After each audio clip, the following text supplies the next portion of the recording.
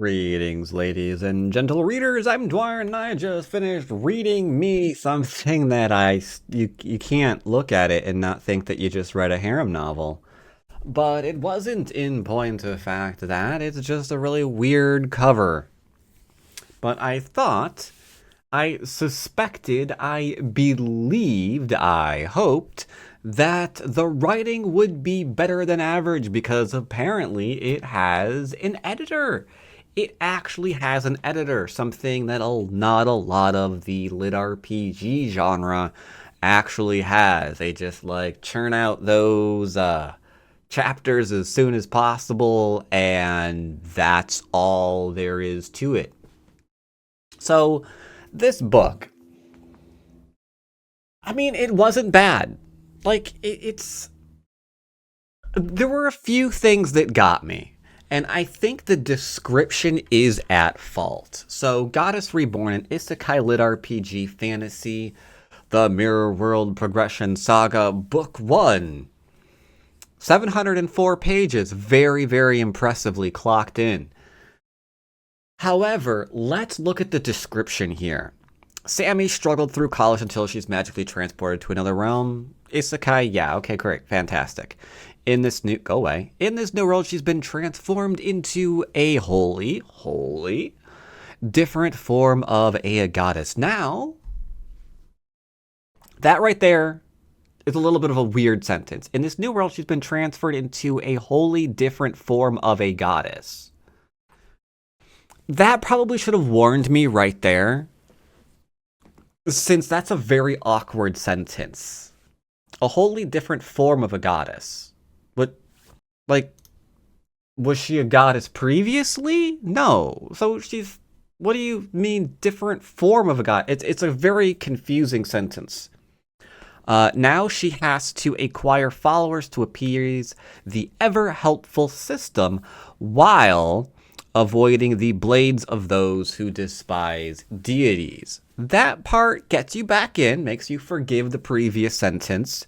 To make matters worse, a certain god hungers for war, bringing a fated showdown closer with each passing day. And while her judgment is challenging, I misspelled, sorry. And while her adjustment is challenging, the most intriguing part is that her powers have something to do with mirrors. With the odds stacked against her, Sammy will have to struggle to take over the world one follower at a time, and in doing so, save more than herself. So that gives you an idea that, okay, so we're going to have a book mostly about, a goddess, maybe dealing with other gods, maybe a bit being like behind the scenes a little bit, trying not to be found out because there's people who are actively hunting them, supposedly with blades, so maybe her physical form is in danger. And we get sort of the picture being painted that isn't really in the book itself, because this is more dealing with specifically the one follower at a time thing, which wasn't terrible.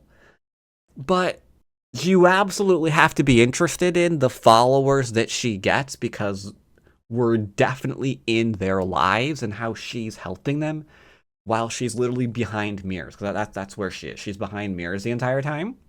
And like through their prayer and the limited magic that she gets, she can sort of like influence and help them in their lives while all this other stuff is going on. So you have to definitely be more in that sort of frame of mind. And I had more of an expectation of like the god being in the world kind of thing, but that she could just always be aware of what was going on in mirrors, not that she was essentially like trapped in a mirror herself for all intents and purposes, and could only interact through her followers to the world at large. So I was not quite prepared for what I was reading, and the description, I think, is the reason for that. That said, once you get into it, it's not bad. I've definitely read worse lit RPGs. In terms of lit RPG, I don't know, I gave it like a 5 out of 10. I think it's average.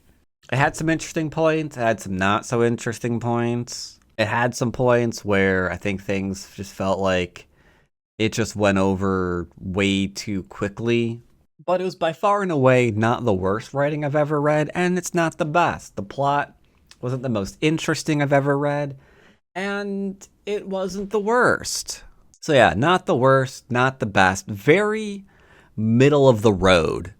I think I think there was something here that could have made it really fascinating, that could have taken the plot to a whole new level, but the pacing and whatever that thing is just felt like it was missing from the story. So it was okay, but it wasn't great, is the best way that I can describe it. And looking at these, I'm pretty sure the artwork is AI generated. I think the artwork is definitely AI generated. It didn't rope me in though. That said, I don't think I'm going to read book 2. Yeah, I don't yeah, I don't think so. I'm looking at their Patreon here and it looks like they're dropping chapters every 2 days. So I guess that explains why the whole thing kind of felt meh. Like it needed more, that it was just missing stuff. Yeah, it makes sense. It makes sense. Like you can see here, chapter release, day later, chapter release, earlier, chapter release, 2 days earlier, chapter release, day earlier, chapter release. So essentially they're writing a chapter about a day. And yeah, it's just gonna reflect it. Like I know the lit RPG crowd hates to be told this, because especially if you mention this in Reddit, the lit RPG Reddit, you'll get downvoted into oblivion. But the amount of time an author takes to write their book is going to be vastly reflected in the quality of the story that's being told. And this, again, there's a lot of interesting ideas that if they had more time to cook, could have propelled this to crazy heights. But you could feel it's just, not really fleshed out all the way. You could feel that things were just kind of lacking in what you were reading, that things were just missing. So it comes across meh because meh is about the amount of time that the author took to write the book, right? They're like done with a chapter every day, every other day. So it takes them like 2 months to write a book, and then it's out the door. So I guess that explains it.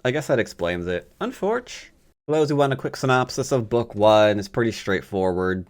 Our main character, like I said, goes and gets thrown into a new world. She gets to choose a whole bunch of different classes, and she picks goddess because cool, interesting idea.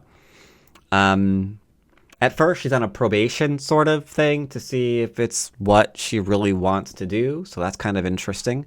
Though we never really get that sort of idea represented, I think, at any point in the rest of the book, that other people are like class changing and what have you. Like you would think that'd be kind of like a part of the society at large, if that's a normal part of how society works, but we never really see that at all.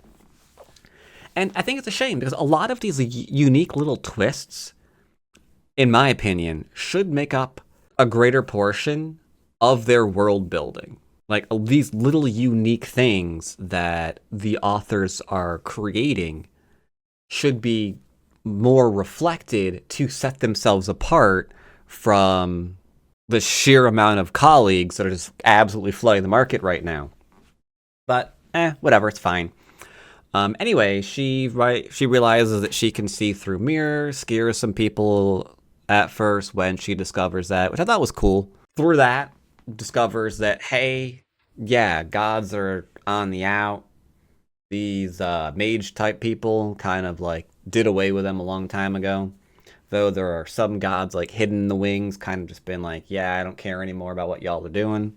Through peeking through various mirrors, she stumbles across an idea of like what's going on in the world, a political intrigue.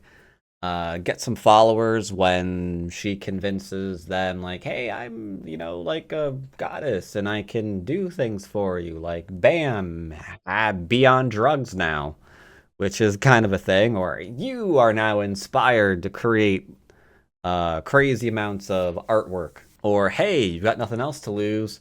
Pray to me because there's a bunch of people trying to kill you right now, and I got a little something for you. Make you stronger and faster briefly with my, goddess powers. And I think that was cool. I just wish she could experience the world firsthand a bit more. So the book essentially becomes like this thing where she's trying to get in touch with the gods that are still there while keeping track of, her new followers. Her new followers give her prayer points, or what, I think it was FE. What did FE stand for? Christ, I don't even remember. What did FE stand for? It's not female energy. I don't remember. But whatever. The prayer points stand. Yeah, prayer points are abbreviated FE. I forget what they stand for, though.